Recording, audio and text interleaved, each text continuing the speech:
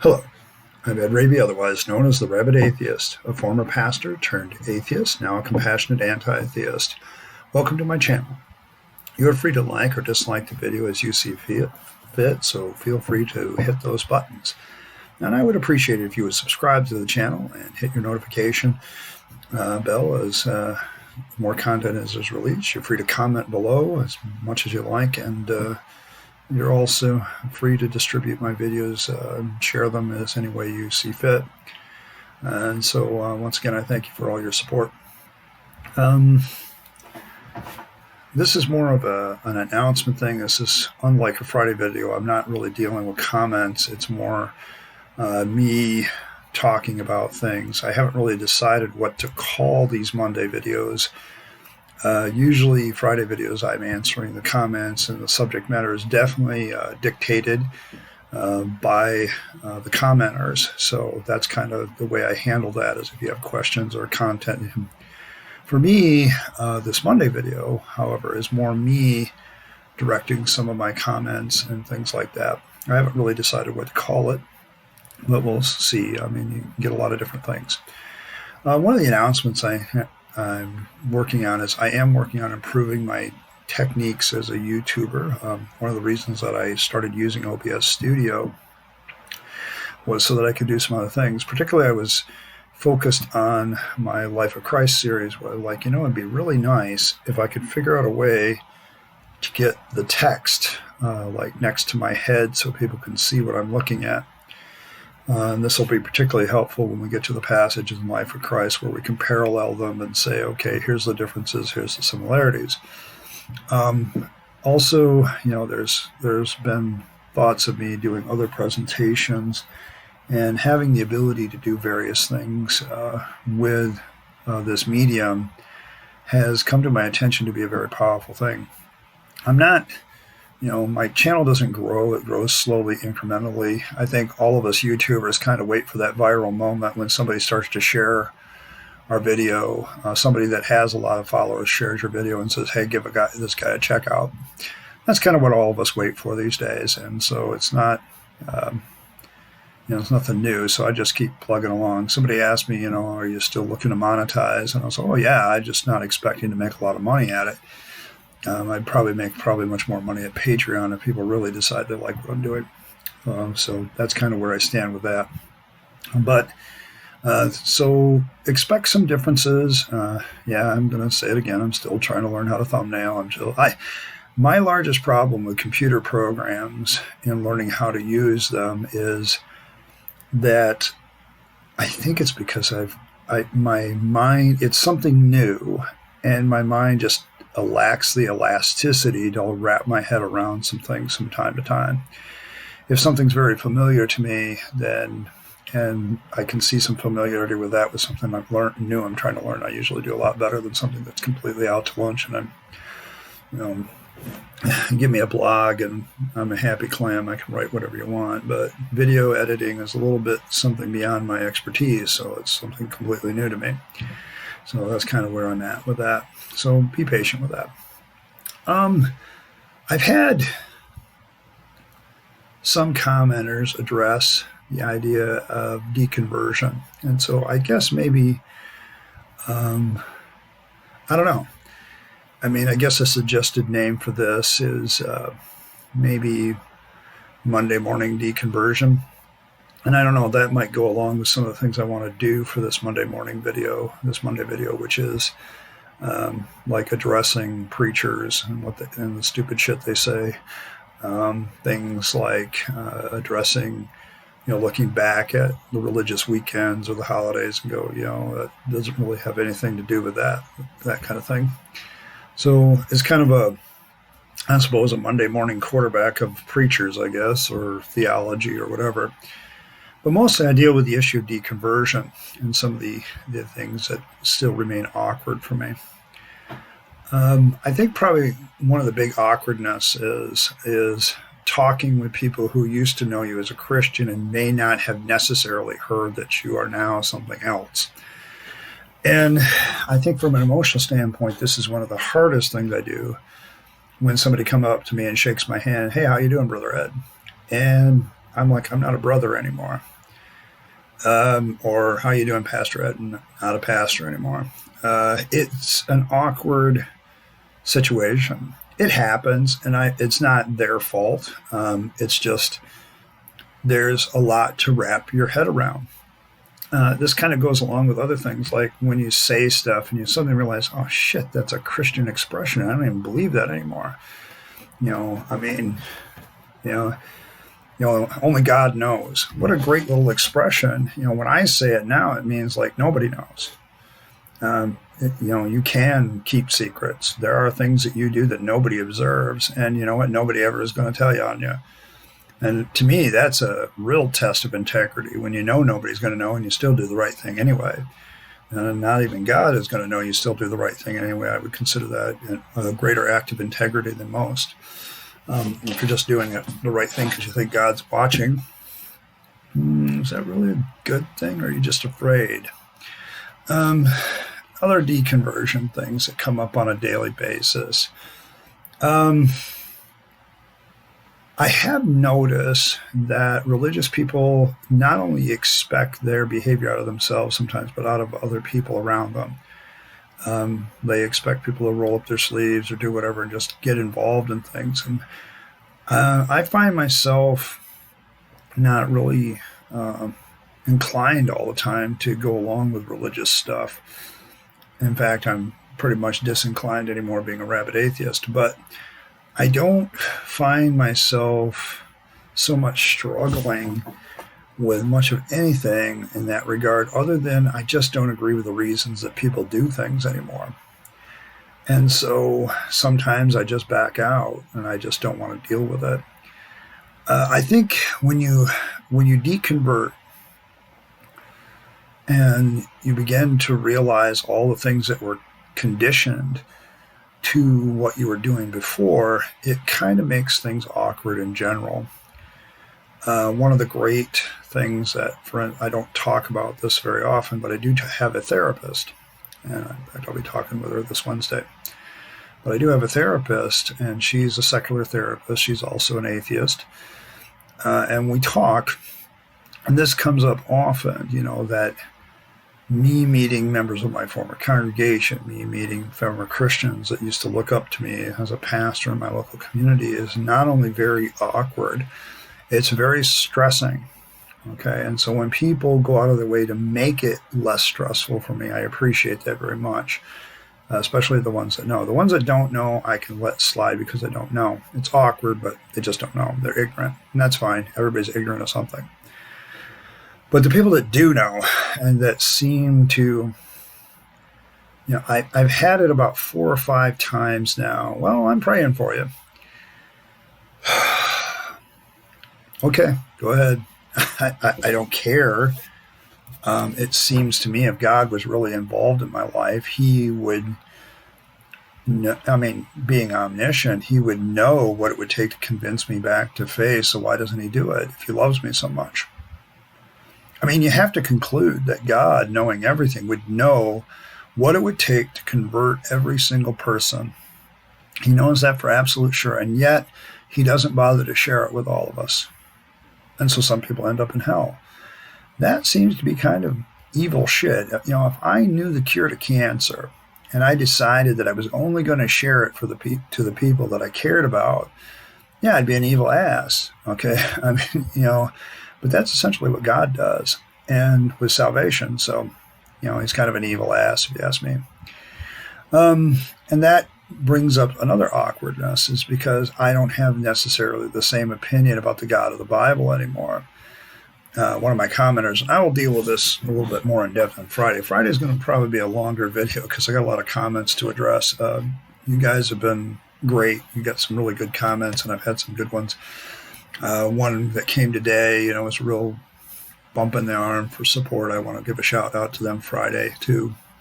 But there's a great deal of this idea that as an atheist, you are so far off the beaten path that Christians somehow seem to think that you are some other thing, anything but human. And that becomes an issue with some people.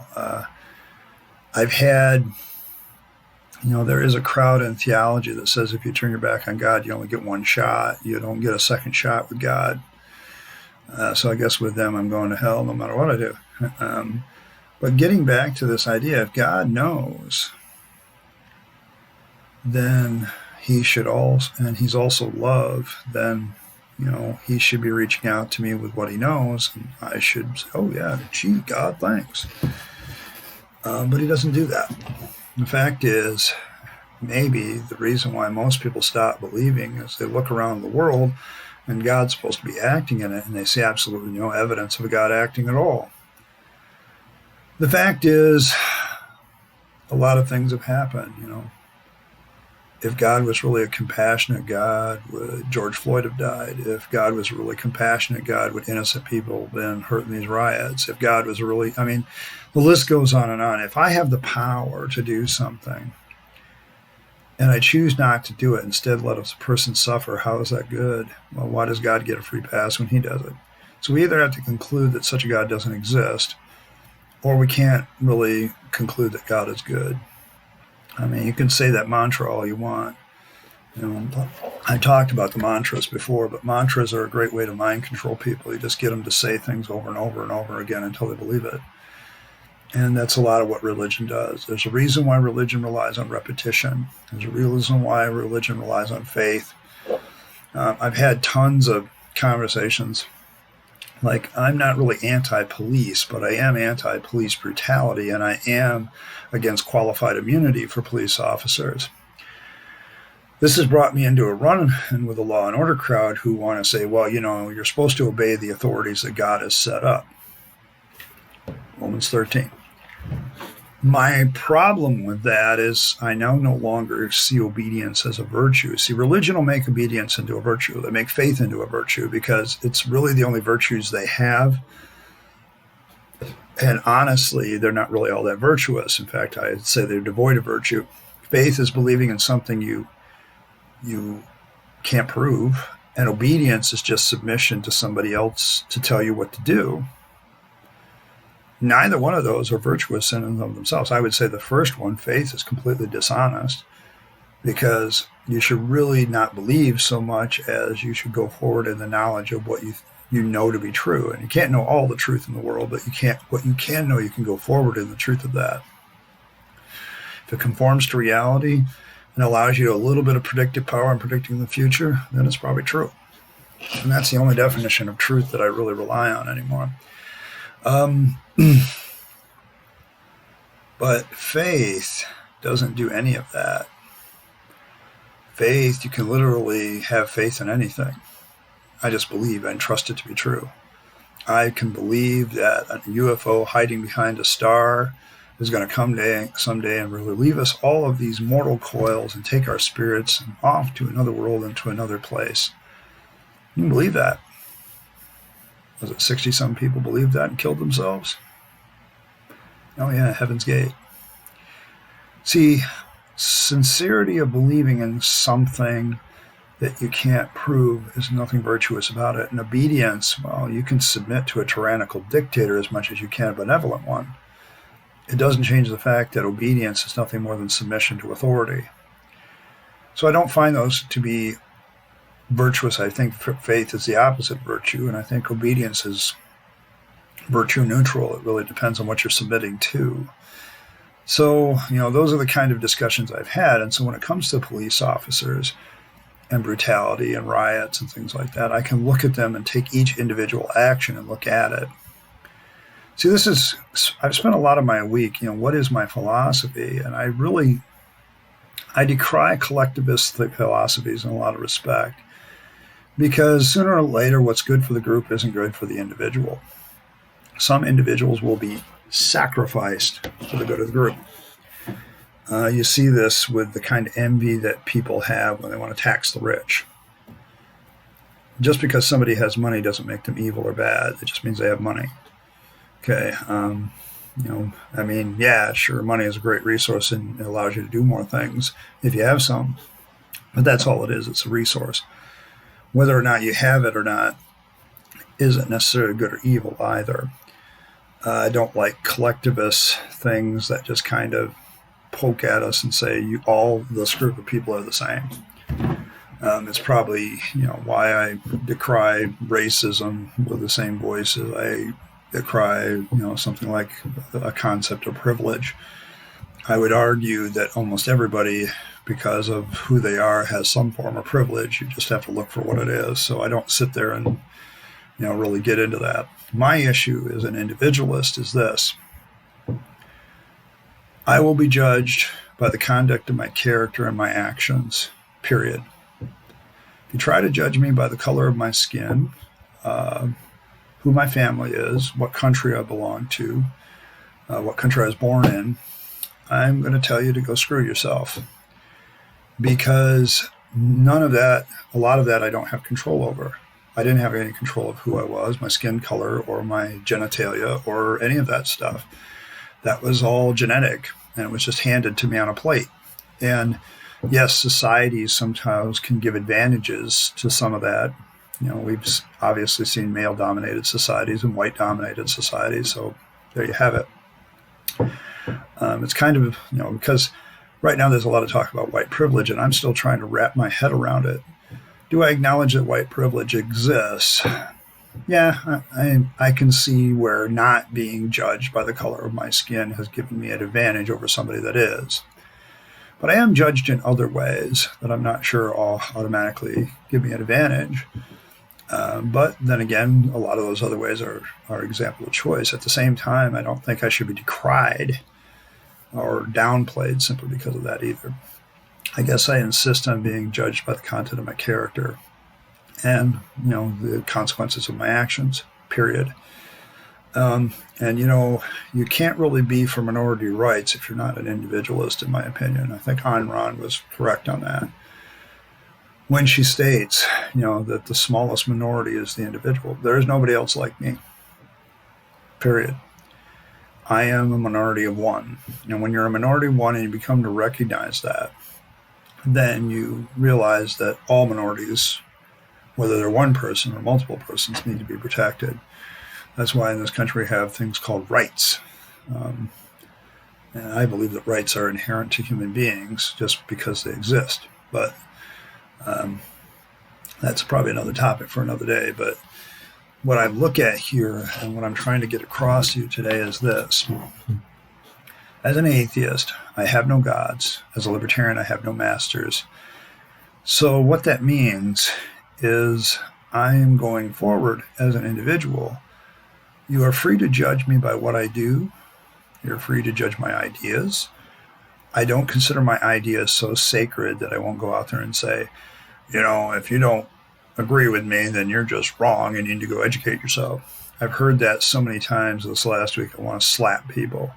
Yes, and you're so insecure about your argument that you can't subject it to criticism, because if it was, it would fall apart, and you're so insecure about it that you have to protect it with this special pleaded protection law. As an individualist, I take full responsibility for what I say and what I do, and, you're free to criticize it, because you as an individual have those same rights as I do. So individualism, I guess that's probably more the topic of today's video, because it goes hand in hand with everything else. The things that'll take you away from being an individual, acting in your own freedom, and coming to your own conclusions freely. There's two forces in the world, in my opinion, that pull that away from us: religion and government. Both of those two things don't allow us to be as free as we could be. And that's why they need to be opposed. And that's why our founding fathers were distrustful of government. They were also distrustful of religion. They distrusted religion's motives enough to say, yep, you can practice your religion any way you want. You want to go bark at the moon. You want to run naked through the woods. You want to stand on your head. You want to eat bread and drink wine and say it's the body and blood of Jesus Christ. You want to face Mecca 3 times a day and bow down. You want to light the candlesticks at Hanukkah. You want to do all those things, that's fine. The real problem is you don't have the right to make it a state religion. You don't have that right. Well, there you have it. Our founding fathers diffused the power of government because they distrust the power of government. And they pretty much said, sorry, church, you need to stay out of government. because that way, and only that way, do we allow government and religion to go forward without really making a mess for the rest of us. That's protecting the individual. So, that's kind of the topic, I guess, for today for individual. I'm kind of pontificating off the cuff today. So, like I said, these Monday videos are kind of me doing what I do on Friday, only it's more my thoughts and my ideas. So, we'll figure out what to call it later. But in the meantime, thank you for coming to my channel. I appreciate you being here. You're free to like, subscribe, comment, do whatever you want to do. Most of what I'm doing here is kind of getting the discussion rolling, and hopefully it'll give us more things to talk about on Friday. I want to encourage you, once again, to subscribe to the channel, hit your notification bell, and do the things you need to do. One thing I don't tolerate is name-calling in the comments. You're free to demonstrate somebody's stupid, just don't call them stupid. Don't call them dumb. Things like that. Name-calling is the lowest form of argumentation, in my opinion, so just keep it clean. And once again, I thank you for stopping by. And hopefully, someday I can, too, convince you to be a rabid atheist like myself. In the meantime, this is Rabyd, the Rabid Atheist, signing off and wishing you a good day.